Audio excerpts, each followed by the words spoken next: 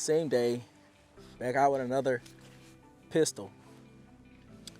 This is the Grand Power Stribog SPA1.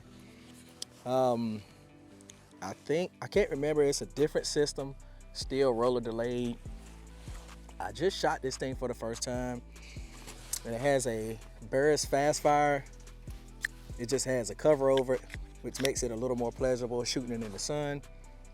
It is sort of daylight bright. It has like 3 settings on it, but it is pretty bright.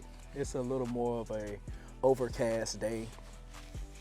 So to get into it, as a lot of you guys know, this is made in Slovakia. It has a 3-chamber break on here, which makes it a little bit louder than what a 9mm actually represents itself to be. Calms down the recoil, which the roller delay system, if it's a roller delay in here, I'm not sure, but I'll correct myself if I'm not. This has the SBA folding brace on it. So it has a stock trigger. It is skeletonized. It didn't feel like a stock trigger. It had that sort of, it felt like a SIG X5 Legion trigger. You know, so we're clear, point it down range. That's the reset. And then it clicks. It feels like a SIG Striker trigger. That's what it feels like, if any of you have ever held or operated one of those before. It has a very good has a very good reset to it. So hold it down.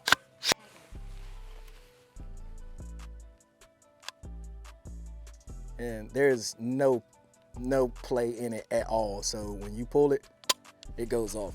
It's probably 5-6 pound trigger, 5 pounds, something like that. Very good. It's a very decent trigger. Left side charging. I didn't look because I did shoot it already. I shot 2 rounds out of it to see how it felt, make sure it was actually sighted in. It has a Protec light laser combo on the bottom. So the lights are actuated on the side and the laser is actuated on the bottom. I don't know if, no, it's not on. And I don't have the tools to actually zero it in. And as you know, I don't do anything to weapons unless they're mine. I don't change anything up on it, how people have their stuff, because they have it how they want it. Unless it's actually sighting it in, and then I'll do that. Other than that, I don't make any other changes. Back to the sighting system. As you know, the Stribogs have integrated sights, in which I think that's a 10 out of 10 plus for me already. Every single rifle or pistol that is in production should come with sights integrated into the rails or have some kind of sighting system with it out of the box. No flat top rails. That should not even fly. If you're paying premium prices for ARs and stuff, they should come with iron sights. So what we're gonna do, we're gonna see what kind of group we can print out, as always, as we do. See what kind of group we can print out, because we have 2 different types of ammo. One is a flat nose. I think it might be 124s. And then I have some, actually, here it is right here. So it's Blazer brass 9mm 115s. And I have a crap load of that. So what we're gonna do, we're gonna load up, make ready, and we're gonna go for that target on the right at the top left. So let's load up, put it on safe. We're gonna make ready, because I don't know if this thing has a reciprocating charger handle. I will watch and see. If it does, if it doesn't, I'll adjust my grip. If it doesn't, I just have to leave it under the mag well right here. As far as that, I always like to do my C-clamp, but I can't because of the laser on it. You have limited rail space, so let's see what we can get. And I'll let you know my thoughts after this first shot, because I want you guys to see what's happening, so you'll be on the same page with me.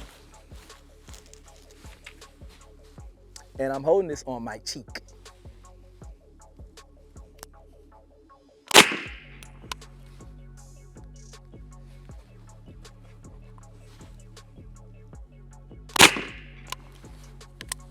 All right. So I don't know if it's the brake doing it or the system in here, but it is pushing the whole firearm down. It's not pushing back and up like I'm used to, or back and up to the right. It's not doing that. It's totally different. It is a little loud with that brake. It's a lot louder than what I'm used to out of a 9mm with a barrel length this size.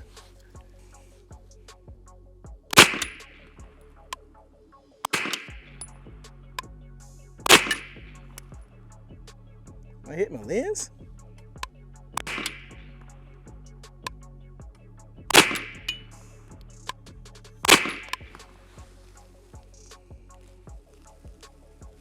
All right, and I'm gonna put one into the berm so I can watch and see if this charger handle is reciprocating. If it's not, I'm gonna go ahead and adjust my grip so I can get a tighter grip down on it. It is not. So now I'm gonna change our ammo and see what kind of accuracy we get out of the flat nose. And noticing something else, I haven't used this as far as dry firing or anything. I didn't pick it up or anything, so I just wanted to get my thoughts when I got out on the range from this. It has a bolt lock back. It's a little weird. It's recessed in. It's almost like AR-15 controls. You have your paddle release, and then you have your bolt release right here. It's a little recessed. It feels a little weird to me, but it just takes a little getting used to. It actually reminds you of a UMP 45. I know that UMP 45 that they have out now is one of those. I can't remember the name of it. Weird name. That thing was, everybody was saying the accuracy and the reliability was god awful on it. So let's see how this release works. It's all right. It's a little sticky. So we're going for the top right target, cheek hold.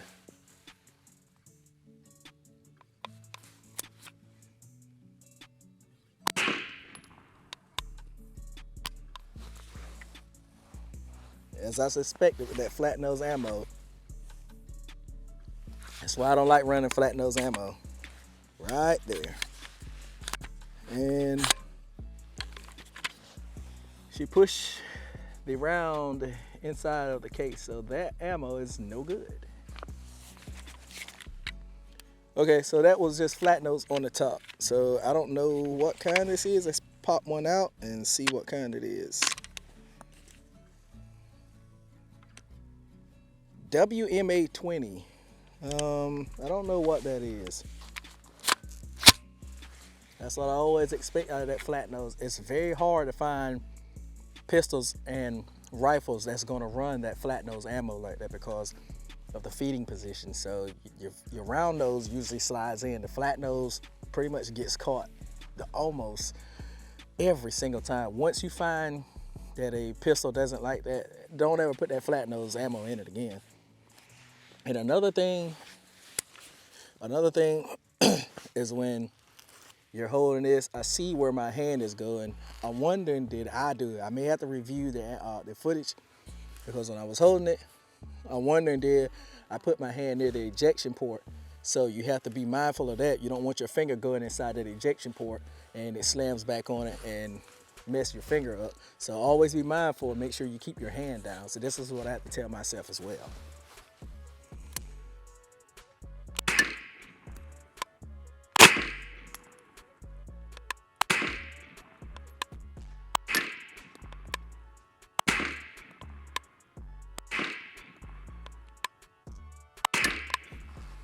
Okay, so there's some more flat nose in there. So it look like the mag. See, now we're down to flat nose again. So let's go ahead and run it. It may have make me look like a fool. So let's go ahead. I'm gonna pop a few of them pretty fast. Yep. Stay away from that flat nose ammo stuff. So she does not like it. I'll make sure I take all of the flat nose ammo out because that's not going to give it a a good representation of what this pistol is going to actually do. Back to the CCI Blazer 115.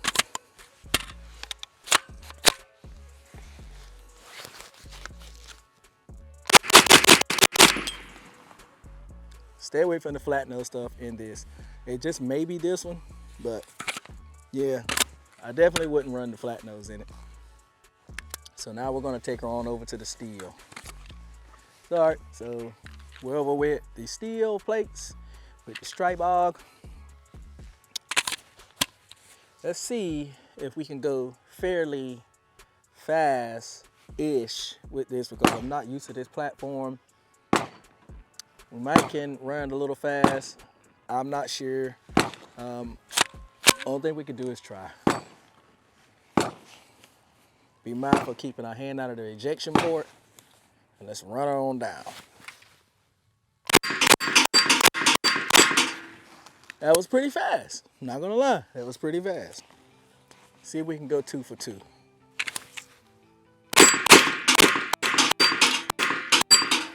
We missed one. All right, we're gonna run this whole magazine out on these plates. So we got maybe enough for 2.5 plates. Let's do her again. But this time we're gonna go a little slower because we know we can do it fast. So we're gonna do it a little slower now.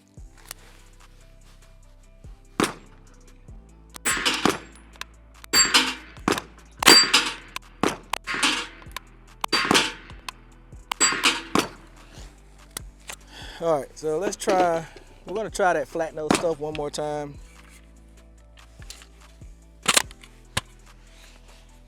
Maybe it was a hiccup, I don't know. First round's round nose, second round on down is flat nose.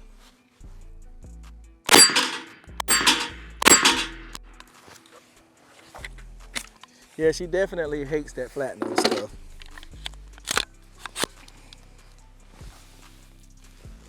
And every single one of them is pushing the projectile down into the case, so definitely can't use that stuff. Other than that, she's been pretty reliable.